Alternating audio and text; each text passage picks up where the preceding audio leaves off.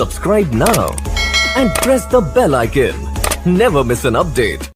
নিশ্চয়ই হযরত মুহাম্মদ মুস্তাফা সাল্লাল্লাহু আলাইহি ওয়াসাল্লামের কথা আমাদের জানতে হবে। তিনি নবী হয়েছেন পরে, নবুয়ত পেয়েছেন 40 বছর বয়সে। তার আগে কিন্তু তিনি কিছু সুখ্যাতি অর্জন করেছিলেন। তিনি দুটো উপাধি, লাকাব যাকে আমরা বলি, দুটো উপাধি পেয়েছিলেন। সেটা হলো আমিন আর সাদিক। আমিন মানে আমানতদার, আর সাদিক মানে সাচ্চা। আমানতদার মানে যার কাছে কোনো জিনিস রাখলে তার খায়ানত হবে না, তার এক পয়সা এদিক ওদিক হবে না, তাকে সম্পূর্ণরূপে বিশ্বাস করা যায়, সে হচ্ছে আমিন। আর সাদিক মানে সাচ্চা, যে কখনো কোনো মিথ্যা কথা বলবে না, বলেনি। এই দুটো বিশেষ চরিত্রের অধিকারী হয়েছিলেন যখন তিনি নবী হননি, যখন তিনি আল্লাহর বার্তা দেননি, কিন্তু মক্কাবাসীর কাছে তিনি একজন প্রিয় পাত্র ছিলেন, সকলের কাছে ভালো পাত্র ছিলেন। তার কথা বলা, তার ব্যবহার, মানুষের সেবায় নিয়োজিত থাকা, পরের উপকারে ঝাঁপিয়ে পড়া, যে কোনো মানুষের প্রয়োজনের আগে তার কাছে পৌঁছে যাওয়া, নিজে খাওয়ার আগে পুরো গ্রাম পুরো মহল্লার খোঁজ খবর নেওয়া। তখন তিনি কিন্তু নবী হননি। জিবরাইল আমিন এসে তখন তাকে কিন্তু আল্লাহর বার্তা দেননি, কিন্তু আল্লাহ তাআলা একটু একটু করে তৈরি করছেন নবীকে। নবী পুরো মক্কাবাসীর পেয়ারা বান্দা। কেন? আল্লাহ যার সিনাতে কোরআন নামাবেন, যার হাত দিয়ে আল্লাহর ইন্ট্রোডাকশন, পরিচয় হবে আমাদের সঙ্গে, যার হাত দিয়ে পুরো কায়নাতে ইসলাম স্থাপিত হবে, তাহলে সেটা কত পবিত্র, সুন্দর, আকর্ষণীয়, ভালোবাসার পাত্র হতে হবে। আল্লাহ তিল করে নবী সাল্লাল্লাহু আলাইহি ওয়াসাল্লামকে তৈরি করেছেন যে আমার দ্বীন যে ধারণ করবে, যে দুনিয়ার লোকের কাছে যা দ্বীনকে নিয়ে যাবে, তাকে কত সুন্দর করতে হবে। আর আজ আমরা একই দিন নিয়ে মানুষের কাছে যাচ্ছি। মুসলমান মানে ওরা উগ্রবাদী, মুসলমান মানে মারপিট করে, মুসলমান মানে অশিক্ষিত, মুসলমান মানে নোংরা, মুসলমান মানে বোম মারে, মুসলমান মানে ভাই ভাই ঝগড়া করা। ভাই, নবীর সময়ের মুসলমান আর আজকের মুসলমানের কোনো মিল খুঁজে পাচ্ছেন কি? আমাদের যে দুরবস্থা, আমরা যে অসহায়, আমরা যে বিচ্ছিন্ন, আমরা পদদলিত, আমরা গোলাম হয়ে গেছি, তার মূল কারণ আমাদের আরবি নাম আছে ঠিকই। আমার নাম ইমতিয়াজ, কেউ ফারুক, কেউ আসলাম, কেউ আইয়ুব, আরবি নাম আছে। আমরা মসজিদেও যাই, কিন্তু আমাদের মধ্যে দিন কতটুকু আছে? এসব দিন আছে, কলমা আছে, তো কলমা আছে, এবং আজও কলমা এত মজবুত আছে, প্রাণ চলে যাবে। যত খারাপ মুসলমান হই, প্রাণ চলে যাবে, কিন্তু একজনও ওই কথা বলতে রাজি হবে না যে আমি ইসলাম ত্যাগ করতে রাজি। আমি ওই রিজভির কথা বলছি না, উত্তরপ্রদেশের রিজভির কথা বলছি না, যে নতুন নতুন কি জিতেন্দ্র আচার্য নাকি হয়েছে তার কথা বলছি না। আমি বলছি রোহিঙ্গার কথা। রোহিঙ্গায় যখন লক্ষ লক্ষ মানুষকে কচু কাটা হচ্ছে, কেটে তেলে কড়ায় জ্যান্ত বাচ্চাগুলোকে পোড়ানো হচ্ছে, জ্যান্ত মানুষের ছাল কেটে নেওয়া হচ্ছে, জ্বলন্ত আগুনে পোড়ানো হচ্ছে, সেই অবস্থায় তারা প্রাণ দিয়েছে, দেশ ছেড়েছে, বিভিন্ন দেশে গেছে, এবং বাংলাদেশে বিশাল সংখ্যা এসছে। আমি কক্সবাজারে গেছিলাম, সেখানে পাহাড়ের মধ্যে ওরা প্রথম এসে, ছোট ছোট পাহাড়, প্রথম এসে তারা কি করলো জানেন? বাঁশ দিয়ে, তাবু দিয়ে, তিরপাল দিয়ে প্রথমে মসজিদ তৈরি করলো। আচ্ছা, হাফেজে কোরআন 5-6 পারা তো হামেশাই সবাই জানে। এবং আমি যখন এখান থেকে ওই বাংলাদেশের কক্সবাজারে গেলাম, আমি প্রায় 3-4 দিন ছিলাম ওখানে। পাহাড়ে লক্ষ লক্ষ মানুষ যখন যাচ্ছি, এমন একটা বাচ্চাকেও পাইনি যে আমার পাশ দিয়ে যাচ্ছে আর সালাম করেনি। মানে আমরা মনে হয় আমাদের পাড়ায় গেলে প্রতিটা ছেলে সালাম করবে, তা নয়। আর 10 বছরের উপরের কোন মেয়েকে আমি বোরকা ছাড়া, হিজাব ছাড়া পাইনি। মানে প্রাণ চলে গেছে, দেশ চলে গেছে, সম্পদ চলে গেছে। আপনারা খোঁজ খবর রাখেন তো, বাংলাদেশকে এখন এশিয়ার টাইগার বলছে। সমুদ্রে যেই দেশটা তলিয়ে যাওয়ার কথা ছিল, সমুদ্র থেকে একটা নতুন বাংলাদেশ তৈরি হয়েছে। আল্লাহ বলছে এদের জমিনকে বাসি করে দাও, আরো বড় করে দাও, আরো শস্য শ্যামলা করে দাও। তার মানে আমরা যদি নেকির কাজ করি, মজলুম মানুষের পাশে দাঁড়াই, ক্ষুধার্ত মানুষকে খাওয়াই, আমরা যদি মানুষকে সুরক্ষা দিই, আশ্রয় দিই, তাহলে আল্লাহ সহজ করে দেবে, তো আল্লাহ মদত করবে, তো আল্লাহ রহমত বর্ষিত হবে। তো আজকের দিনে বাংলাদেশ কিন্তু আমাদের সামনে একটা নমুনা হিসাবে ভেসে উঠেছে। তো আজকে আমাদের খারাপ অবস্থা, 3 দিন আগে আমরা দেখলাম আমাদের মাদেরকে, বোনদেরকে, বাচ্চাদেরকে জ্যান্ত পোড়ানো হলো। জ্যান্ত পোড়ানো হলো, তাদেরকে হত্যা করা হলো, টুকরো টুকরো করা হলো, বাঁশ দিয়ে মারানো হলো, জবাই করা হলো এবং তারপরে পোড়ানো হলো। এবং যারা করলো, আমি রাজনীতির দিকে যাচ্ছি না, আমি আমাদের নিজেদের সমালোচনায় যাচ্ছি, পর্যালোচনায় যাচ্ছি। কেন আমাদের দুর্দশা? যারা পুরালো, যারা মারলো, তাদের সকলেরই আরবি মুসলিম নাম ছিল। তারা মুসলিম কিনা জানি না। আল্লাহ রাসূল যে দিন কায়েম করেছিলেন, যাতে আমাদের শিক্ষা দিয়েছিলেন, যুদ্ধের ময়দানে যদি শত্রুপক্ষের বৃদ্ধ, শিশু, নারী তারা যদি পড়ে যায়, তাদের গায়ে যেন একটা আঁচড় না লাগে, কোনো ক্ষতি যেন না হয়, সেই দেশের ফসলের যেন ক্ষতি না হয়, কোন ধর্মীয় স্থানের ক্ষতি না হয়, কোন ঐতিহ্যশালী সৌধর ক্ষতি না হয়। এই ট্রেনিং আমাদের দেওয়া হয়েছিল। আমরা পুরো পৃথিবীকে সভ্যতা শিখিয়েছি। আর আজকে আরবি নামদারি সেই মুসলমানরা কি দানব, কি শয়তান, কি নৃশংস হয়ে গেছে। নিজের ঘরের মা বোনদের তারা হত্যা করছে, আগুন পড়াচ্ছে। তারা কোনো যুদ্ধে ছিল না, তারা বাড়ির মধ্যে ঘুমাচ্ছিল, বসেছিল, কাজ করছিল, তাদেরকে তারা এই নৃশংসভাবে হত্যা করেছে। ভাবতে হবে না আমাদের এই অবস্থা কি করে চলে এলো? আজকে রামপুরহাটের ঘটনা বলে নয়, প্রতিটা পাড়ায়, প্রতিটা গ্রামে, প্রতিটা শহরে, পুরো পশ্চিম বাংলার গ্রামে গ্রামে এইরকম একটা করে মুসলিম সন্ত্রাসী টিম দাঁড়িয়ে রয়েছে, যারা যে কোনো মুহূর্তে আমাদেরকে মারবে, ছিনতাই করবে, ঘর থেকে নিয়ে যাবে, আমাদেরকে বরবাদ করে দেবে। ভাবতে হবে না এই অধঃপতন কেন? আমরা কাল পর্যন্ত চিন্তিত ছিলাম যে আমাদের এখানে আক্রমণ হবে, আরএসএস তৈরি হচ্ছে, পুরো দেশে আরএসএস বলছে যে মুসলিম শূন্য করব। 100 বছর আগে 1925 সালে তারা শপথ দিয়েছিল মুসলিম শূন্য ভারত করবে। আমরা ভাবছিলাম আরএসএস আমাদের এখানে মারবে। পুরো দেশে নাকি অস্ত্রের ট্রেনিং হচ্ছে, আরএসএস এর ঘরে ঘরে নাকি অস্ত্র রয়েছে। কিন্তু আমরা কি দেখলাম? আনিস খানকে মারলো, পুলিশরা এসছে, কিন্তু ওই এলাকায় ওকে ঘর ছাড়া করে রেখেছিল তো মুসলিম গুন্ডা বাহিনী, রাজনৈতিক গুন্ডা বাহিনী, তারা মেরেছিল।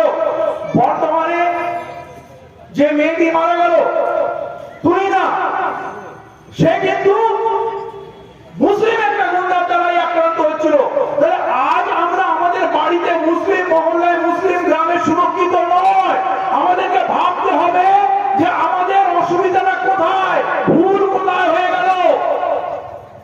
আমরা যে নৈতিক আদর্শ করছি না, নবী করিম সাল্লাল্লাহু আলাইহি ওয়াসাল্লামের আদর্শ কোথায় মেলাবো? আবু বকর সিদ্দিকের আদর্শের সঙ্গে আমরা কোথায় মেলাবো? আমরা হযরত উসমান গনি আদর্শের সঙ্গে আমরা কোথায় মেলাবো? আমরা হযরত আলী রাদিয়াল্লাহু আনহুর সঙ্গে মেলাবো? কোথায় হযরত ওমরের ওই বীরত্বের সঙ্গে আমরা মেলাবো? যে হযরত ওমর সম্বন্ধে আমরা জানি যে আল্লাহ রাসূলকে কতল করার জন্য কাফেরদের পক্ষ থেকে, শত্রুপক্ষের পক্ষ থেকে দায়িত্ব নিয়েছিল, আমি হত্যা করবো নাউজুবিল্লাহ হযরত মুহাম্মদ সাল্লাল্লাহু আলাইহি ওয়াসাল্লামকে, এবং তরবারি নিয়ে বেরিয়ে পড়েছিল।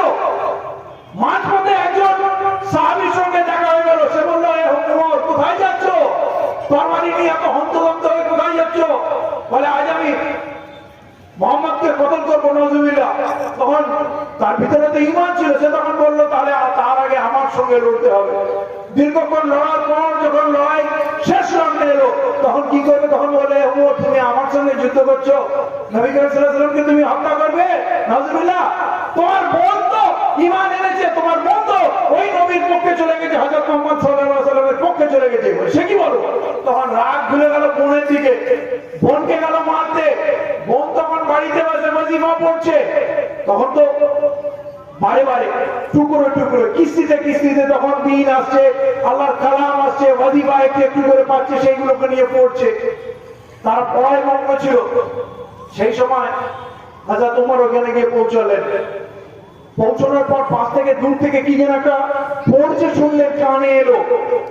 হযরত ওমরকে দেখে বোন তাড়াতাড়ি সেগুলো গুটিয়ে দিল, জানে এ তো বিরোধী পক্ষ, এতে এক্ষুনি তুলকালাম করে দেবে, কথায় কথায় মারদাঙ্গা করে, এত বিরোধী পক্ষ। সে কোন অবস্থাতেই বলবে না। বলে, বল কি করছিলিস? বলবে না, বললেই মারবে। শেষে অনেক মারধর করার পর বোনের যখন রক্ত ঝরতে শুরু করলো, তখন একটু মায়া হলো। বললো, কি তোরা করছিস? আমাকে বল, না আমি কিছু বলবো না। তো যখন মন বললো এই আমরা পড়ছিলাম, বলে আমাকে দে, বলে না আগে গোসল করে এসো, পবিত্র হয়েছো, তারপরে দেবো। যখন সেটা নিলেন, পড়তে শুরু করলেন, পড়তে পড়তে চোখ ভিজে গেল, মন ভিজে গেল, মন গলে গেল। বললে চল আমাকে নিয়ে চল। গেলেন মুস্তাফার কাছে, সঙ্গীরা সাথীরা বলছে আরে উমর এদিকে আসছে, এদিকে আসছে উমর। তখন বললেন তোমরা ভয় পেও না, আমি আল্লাহর কাছে দোয়া চেয়েছিলাম যে আমাকে ওমর আর আবু জেহেলের মধ্যে কাউকে একজনকে দিয়ে দিও, আমাকে ওমর আর আবু জেহেলের মধ্যে কাউকে একজন সঙ্গে দিয়ে দাও, আমার লড়াইটা সহজ হয়ে যাবে। হ্যাঁ আল্লাহ, আজ আমাদের পাড়ায় পাড়ায় ওমর আর আবু জেহেল ঘুরে বেড়াচ্ছে। আজকে আবার দোয়া করার সময় এসছে, ইয়া আল্লাহ ওই আবু জেহেল ওমর গুলোকে আমাদের দিকে ঘুরিয়ে দাও, যারা বোম পিস্তল অস্ত্র নিয়ে পাগল হয়ে গেছে সম্পদের লোভে, যারা আমাদের বাড়ির মনগুলোকে ইজ্জত নিচ্ছে, কেড়ে ফেলছে, মেরে ফেলছে, যারা আমাদেরকে ধ্বংস করার সম্পদ নিয়েছে, সম্পদের লোভে পাগল হয়ে গেছে, ইয়া আল্লাহ তুমি তোমার রহমত বর্ষাও, তুমি এই সেনাবাহিনীকে ঘুরিয়ে দাও, হকের পক্ষে ঘুরিয়ে দাও, তুমি এদের তৌফিক দাও না, নেস্তে নাবুদ করো। আজকে আমাদের মসজিদকে মজবুত করতে হবে। আজকে যদি আমরা নবীর কিরদার চাই না, আল্লাহর ঘরে যেতে হবে, খুব করে কাঁদতে হবে, সবাই মিলে একসঙ্গে কাঁদতে হবে, ইয়া আল্লাহ তুমি রক্ষা করো, আমাদের জীবনে দিন দিয়ে দাও। কারণ আল্লাহ তৌফিক না দিলে নবী ওয়ালা ওই চরিত্র আমাদের মধ্যে আসবে না। নবী কি ছিলেন? মাটিতে বসতেন। কোন উঁচু বড় লোক ছোট লোকের কোন ভেদ ছিল, কোন অহংকার ছিল?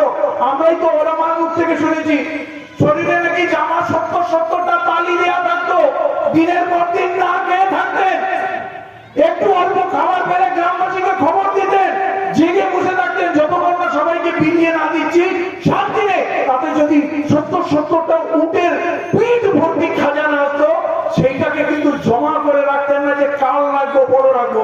এই যে আমাদের সবার মধ্যে হয়েছে না, একটা বাড়ি হয়েছে, দোতলা করবো, তিনতলা করবো, তিনতলা হয়ে গেছে তো আর একটা বাড়ি কিনবো, আরো কিছু জমি কিনি, গোডাউন কিনি, বাড়ি কিনি, মনে হচ্ছে এই দুনিয়াটাই জান্নাত।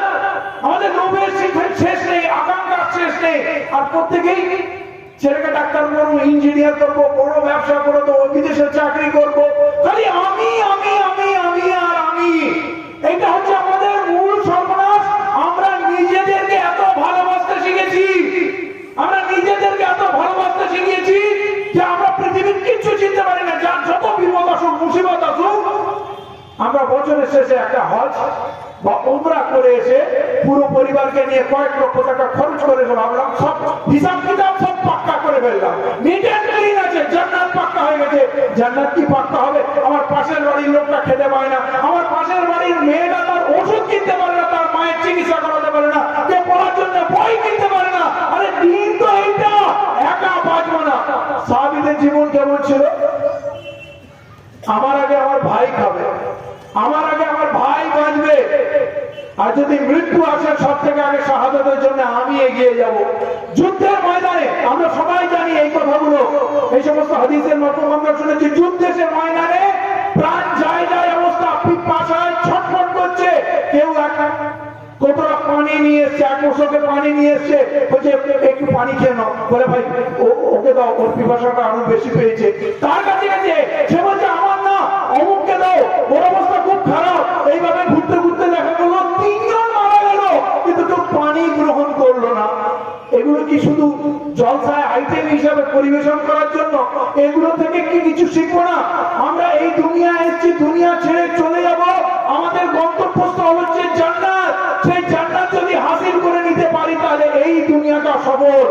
তাহলে এই দুনিয়াটাকে কি করে কাটাতে গেলে জান্নাত পাওয়া যাবে, আর নাহলে জাহান্নামের আগুন আমাদের জন্য অপেক্ষা করছে। আমরা কি একটু ভাববো না? খেল তামাশায় আনন্দে ফুর্তিতে আমরা জীবনটা মান করে দেবো। আমার রাসূল কেমন ছিলেন? যতক্ষণ না সবাই না খাচ্ছেন আমি খাবো না, যতক্ষণ সবাই সুরক্ষিত নয় আমি সামনে থাকবো। এই কম ছোট্ট এক মুঠো কমকে আগলে নিয়ে পুরো পৃথিবীর থাকতে বাদশাহ হুকুমত কায়েম করে দিয়ে চলে এলেন। আর আজ যখন আমাদের এত সংখ্যা, এত শক্তি, এত বেধা, এত বুদ্ধি, আমরা গোলামি করার জন্য পাগল হয়ে যাচ্ছি, কারণ কেউ ঘর থেকে দোকান থেকে বেরোতে পারছি না।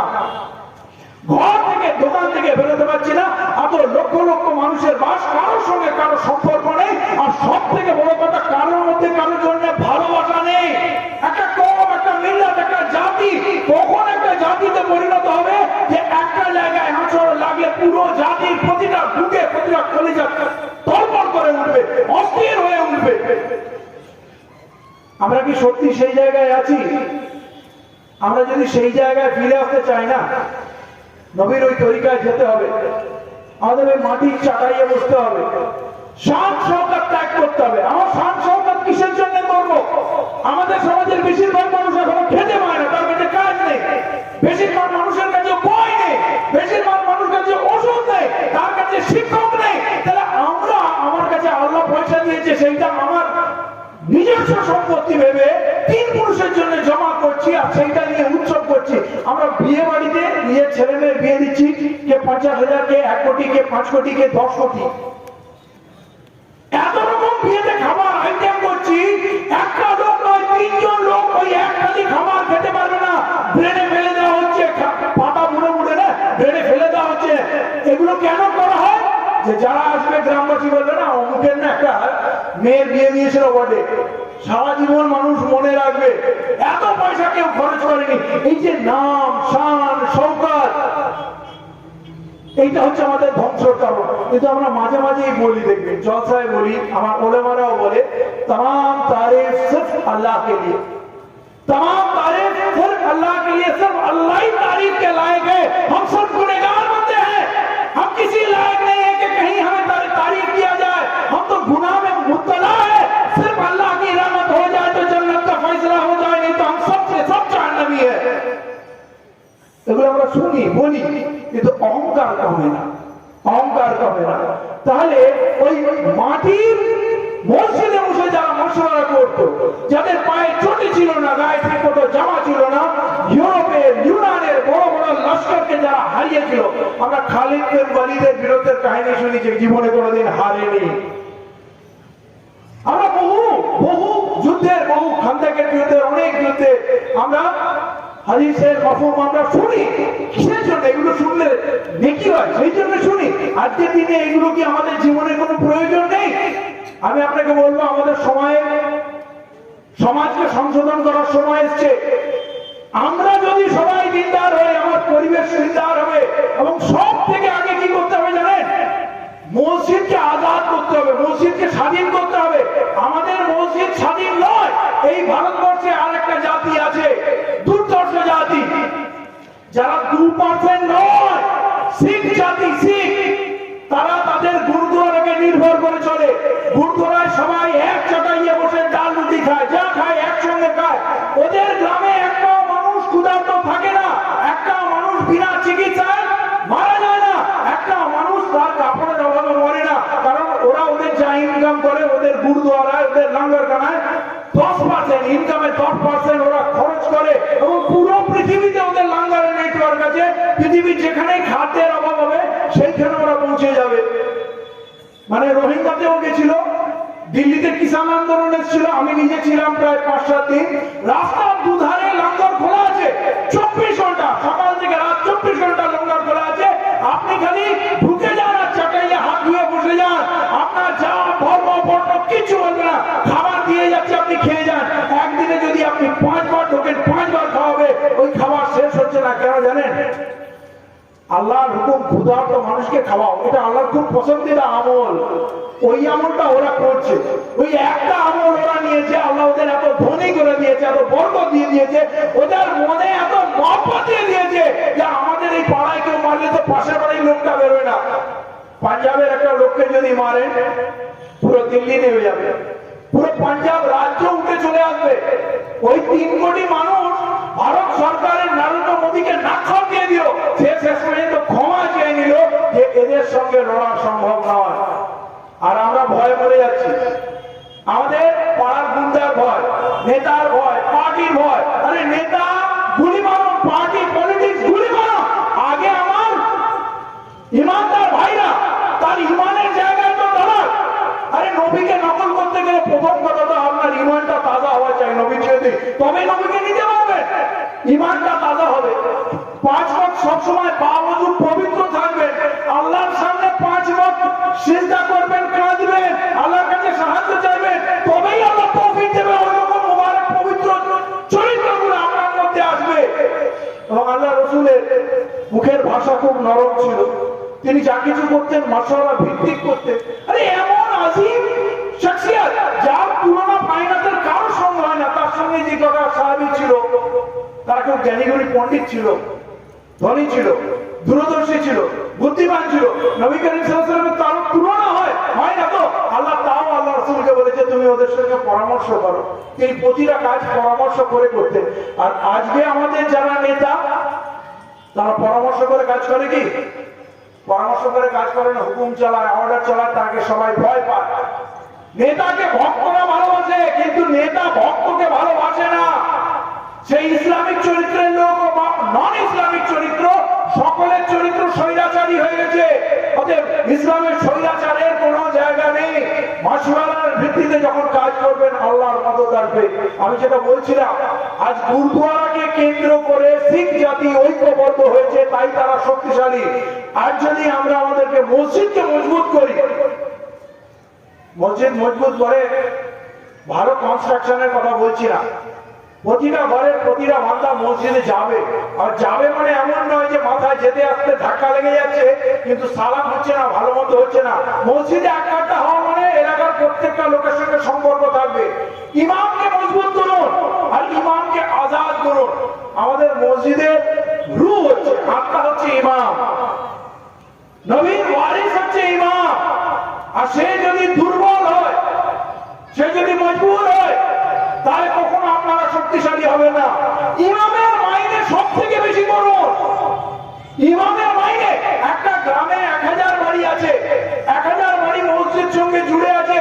আমরা যদি ঠিক করি আমার ইমামকে ভালো মাইনে দেব, তাহলে আমরা 25,000 30,000 মাইনে ইমামকে 50,000 দিতে পারি।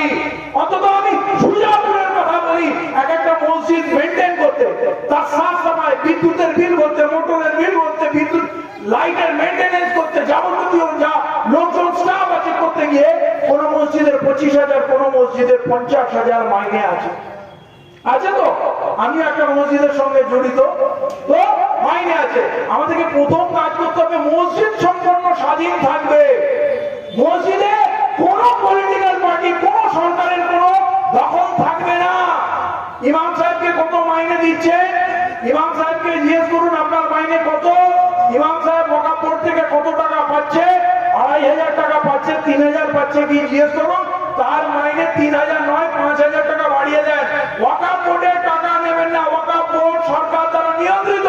ওয়াকফ বোর্ডে প্রচুর সম্পত্তি আছে। ওয়াকফ বোর্ডের উপরে যদি এখন আমি বক্তব্য দিই যে আমাদের সম্পত্তি কত, তাহলে আমাকে 3 ঘন্টা বলতে হবে। এর আগে আমি ওয়াকফ সম্পত্তি নিয়ে বলেছি 8,211টা শুধু স্টেট আছে, 5,555 বিঘা। ওই ফোর্ট উইলিয়াম থেকে হাইকোর্ট পর্যন্ত, ধর্মতলার গণের মাঠ ব্রিগেড নিয়ে Netaji indoor stadium, Eden garden, high court সব মিলিয়ে এই টোটাল 5,555 বিঘা জমি আছে। এটা শুধু একটা সম্পত্তি। কলকাতার পার্ক স্ট্রিটের বুকে 105 খানা সম্পত্তি আছে ওয়াকফে, যেটা ডাইরেক্ট ম্যানেজমেন্ট ওয়াকফ বোর্ডের নিয়ন্ত্রণে আছে। শুধু এর যদি রেভিনিউ কালেকশন হয় না, এত হাজার কোটি টাকা হবে যে প্রতিটা মুসলিম ছেলেকে মার্কেট করে, মার্কেটে দোকান করে দেওয়া যাবে, ব্যবসা করার জন্য টাকা দেওয়া যাবে। ঋণ নয়, টাকা দাও, ব্যবসা করো। প্রতিটা ছেলে মেয়ের লেখাপড়ার ব্যবস্থা হয়ে যাবে।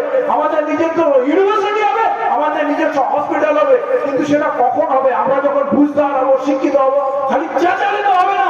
কিন্তু আমি তাই বলছি, সরকার ওয়াকফ সম্পত্তির আয় দিয়ে আমাদের জন্য স্কুল কলেজ করুক, হোস্টেল করুক, সব করুক, কিন্তু মসজিদ হচ্ছে আমাদের আসল জায়গা, আমাদের মার্কাজ। মসজিদকে সম্পূর্ণভাবে আপনারা আপনাদের নিয়ন্ত্রণে নিন। কোন পলিটিক্যাল লোক, সে যে পলিটিক্যাল পার্টি করুক, যে ভাই তোমরা রাজনীতি করছো, খুব ভালো কথা, আমাদের ভাই নামাজ পড়ো, সব করো, আমাদের সঙ্গে থাকো, কিন্তু মসজিদ কমিটিতে পলিটিক্যাল লোক না। মুসল্লিরা মসজিদকে চালাক এবং ইমামের মাইনে বেশি দিন। যখন এটা আপনারা করতে পারবেন না, ইসলামিক সেন্টার হিসাবে মসজিদকে গড়ে তুলুন। এবং সেখানে খেয়াল রাখুন, মসজিদের সঙ্গে একটা গোডাউন করুন, সেখানে চাল, ডাল, তেল, নুন থাকবে আপনার স্টকে। আপনার পুরো এলাকায় একজন মানুষ এমন থাকবে না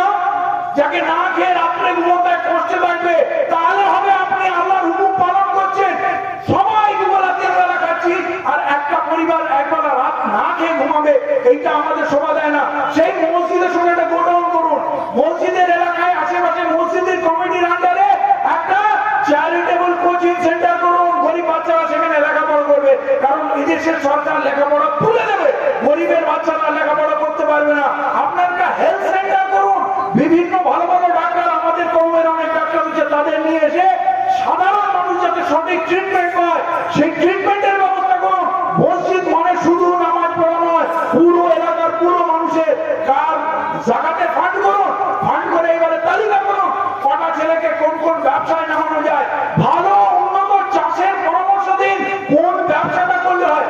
আপনি শুধু একজনকে দাঁড় করিয়ে দিন, পুরো জীবনে যদি এরকম ইরাদা থাকে না, আমি একটা ছেলেকে দাঁড় করিয়ে দেবো, একটা মেয়ের বিয়ে দিয়ে দেবো, একজন একজন করে আমরা দায়িত্ব নিই, আমাদের মুসলিম সমাজে কোনো সমস্যা থাকবে না। আর যখন আমরা পুরো সমাজ মিলে আমাদের সমাজের দুর্বল মানুষগুলোকে যখন ভালোবাসবো, তাদের দায়িত্ব নেবো, তখন আল্লাহ আপনার খাজানায় বরকত দিয়ে দেবে এবং আপনাদের মধ্যে অসম্ভব একটা শক্তি তৈরি হবে। আপনার দিকে এখন আঙুল তুললে না, পুরো গ্রাম, পুরো সুজাপুর, পুরো নওমৌজা বেরিয়ে চলে আসবে। আর আপনাকে বলছি না, এই হাওয়ায় দুনিয়া চলে। এখন পুরো পৃথিবীতে মুসলমানদের ভালো সময় আল্লাহ দিচ্ছে। পুরো পৃথিবীতে দেখুন মুসলমানদের গুরুত্ব বেড়ে গেছে। এখন সৌদি আরব, ইরান একসঙ্গে বসে কথা বলছে, এখন টার্কি, পাকিস্তান একসঙ্গে কথা বলছে, এখন আফগানিস্তান, কাজাকিস্তান, উজবেকিস্তান, তাসখান একসঙ্গে বসে মিটিং করছে। ওখানে আজারবাইজান স্বাধীন হয়ে গেল, এদিকে আফগানিস্তান স্বাধীন হয়ে গেল, চায়না, রাশিয়া এখন মুসলিম লবিতে চলে যাচ্ছে। আর যে আমেরিকা এসে দুম করে বোম মারতো, সে দেখুন কোণে কুটিয়ে বসে আছে, তার আর হিম্মত হচ্ছে না। 20 বছর আফগানিস্তানে লড়ার পর সে বিক্রি হয়ে গেছে। এর আগে রাশিয়া 10 বছর আফগানিস্তানে লড়ার পর বিক্রি হয়ে গেছিল। তাহলে আমরা যদি ইমানের সঙ্গে দাঁড়াই, আল্লাহর মদদ আসবে, আজও আসবে, বেশক আসবে। এই নওমজার যুবকরা আজকে যে সবার আয়োজন করেছে ওরা, তাদের আমি সাধুবাদ জানাই। এবং আমাকে এত বড় বড় ওলামা বক্তার মাঝখানে আমাকে যে ডেকেছে, আমি সম্মানিত বোধ করি। সুজাপুরের সঙ্গে আমার বহু পুরনো কালেকশন, এখানে বহু মানুষ জানেন, বারে বারে এসছি, বিপদে আপদে, এমনিতেও এসছি, বিভিন্ন জলসায় প্রোগ্রামে এসছি, বহু হাজার হাজার মানুষের সঙ্গে আমার পরিচয় আছে। আমি একটা জিনিস বলছি, আমাদের জন্য আল্লাহ জান্নাত সাজিয়ে রেখেছে। আমরা কোনো সামান্য প্রলোভনের লোভে আমরা যেন মাথা নত না করি, ইমান বিক্রি না করি। দিনের শেষে দুটো রুটি ছাড়া তো কিছু খেতে পাই না। আমার সমাজের কিছু মানুষ সম্পদের লোভে, আজকের দিনে দেশের যারা শক্তিশালী শাসক সমাজ, আমাদের এরিয়ায় যারা সাহসী ছেলে, তাদের সমর্থন দিয়ে তাদেরকে গুন্ডা বদমাশ বানাচ্ছে, যে পুলিশ তোমার সঙ্গে আছে, আদালত তোমার সঙ্গে আছে, সরকার তোমার সঙ্গে আছে, তুমি যা ইচ্ছা করবে, আমরা তোমাকে সব জায়গা থেকে বাঁচিয়ে নেবো, তুমি শুধু এত টাকা তুলে আমাদের ফান্ডে যাবে, তাহলেই হবে। তারা এই সম্পদের নেশায় পাগল হয়ে গেছে। তারা দিন থেকে, আল্লাহ রসুল থেকে দূরে চলে গেছে। ইমাম সাহেব শুধু মিম্বারে নামাজ পড়িয়ে চলে গেলে হবে না, ওদের চর্চায় যেতে হবে। ভাই তুমি কর্মওয়ালা, ভাই তোমাকে মরতে হবে, একদিন কিয়ামতের দিনে হাসরের ময়দানে তোমাকে হিসাব দিতে হবে, তাদের কাছে যেতে হবে। এটা কি এমন দিন এলো যে মুসলমানকে হত্যা করছে ঘরে ঘরে, এবং আগামী দিনের যে ছক সেটা আরো ভয়ঙ্কর আছে। অতএব এইটা সময়, এই সময় ঘুরতে হবে। নওমৌজা যদি একটা উদাহরণ তৈরি করতে পারে, নওমৌজার যুবকরা, মৌজার মুরব্বীরা, নওমৌজার শিক্ষিত মানুষরা যদি মনে করে যে আমরা সবাই মাথা ঝুলে বসবো, আমরা এক হয়ে যাব এবং আমরা আমাদের সমাজের উন্নয়ন করবো, আমাদের প্রতিবেশী যদি কোনো দলিত মানুষ থাকে, আদি মানুষ থাকে, কেউ যদি ক্ষুধার্ত থাকে, তাদের জন্য করবো এবং পুরোপুরি নবী করিম সাল্লাল্লাহু আলাইহি ওয়াসাল্লামের তালিকায় যাবো যে কেউ রাতে না খেয়ে ঘুমাবে না, কেউ ক্ষুধার্ত ঘুমাবে না, কেউ চিকিৎসার অভাবে মারা যাবে না, কেউ পড়াশোনার অভাবে।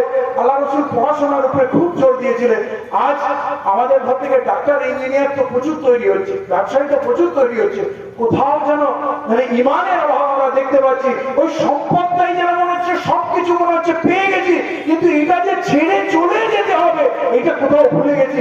আমার মনে হয় ইমাম সাহেব এমন হতে হবে, ইমাম সাহেব প্রত্যেকের বাড়িতে যাবে, সে কোন দল মত দেখবে না, প্রত্যেকের বাড়ির খোঁজ নেবে এবং প্রত্যেকের খবর নিয়ে যার যেখানে সাহায্য করা দরকার, ইমাম সাহেব এলাকার যারা দায়িত্বশীল আছে তাদের বলবে যে অমুকের ছেলের অবস্থাটা ভালো না, অমুকের মেয়ের অবস্থা ভালো না, ওর পাশে দাঁড়াতে হবে, সবাই খবর রাখবে। ইমাম সাহেব এমন একটা সমাজ করতে হবে। তার এই ভারতবর্ষের 30-35 কোটি মানুষ, আমরা এই ভারতবর্ষকে নেতৃত্ব দেওয়ার উপর চলতে হবে। আজকে আমরা আমাদের পঞ্চায়েতের নেতৃত্ব দিতে পারি না, আমাদের জেলার সমস্ত নেতাগুলো অন্য সম্প্রদায়ের মানুষ এবং তারা আমাদের ছেলেদের হাতে কলম কেড়ে নিয়ে অস্ত্র তুলে দিচ্ছে। অতএব এই মহান লড়াইয়ে যদি জিততে হয় তাহলে একমাত্র অস্ত্র হচ্ছে দ্বীন ইসলাম, আর আমাদের সেন্টার হবে মসজিদ। মসজিদে আমরা যদি একত্রিত হই, মসজিদের মিম্বারের সামনে যদি ইমামের নেতৃত্বে আমরা যদি ঐক্য হতে পারি তাহলে কিন্তু আমরা জয়ী হব। তাই মসজিদকে স্বাধীন করে দিতে হবে, ইমামকে স্বাধীন করে দিতে হবে এবং ইমামকে শক্তিশালী করতে হবে। বড় বড় স্কলার নিয়ে আসেন ইমামদেরকে, যারা আমাদের সবাইকে ইতিহাস, ভূগোল, বিজ্ঞানও শেখাবে, দ্বীনও শেখাবে, নবী করিম সাল্লাল্লাহু আলাইহি ওয়াসাল্লামের চরিত্র আমাদের শেখাবে। আমরা শুধু দ্বীন নয় দুনিয়াও শিখবো, কারণ আমরা যখন দোয়া করি না, রব্বানা আতাইনা ফিদ দুনিয়া হাসানাতাও ওয়া ফিল আখিরাতি হাসানাতাও ওয়া কিনা আযাবান নার, তাই আল্লাহ দ্বীন আর দুনিয়া দুটোই চাইবার কথা বলেছে। দ্বীন যদি ঠিক হয়, দুনিয়া যদি ঠিক হয়, তাহলে আমার দ্বীনেরও দিশা ঠিক হয়ে যাবে, দুনিয়া যদি ঠিক হয় তাহলে আখিরাতও ঠিক হয়ে যাবে।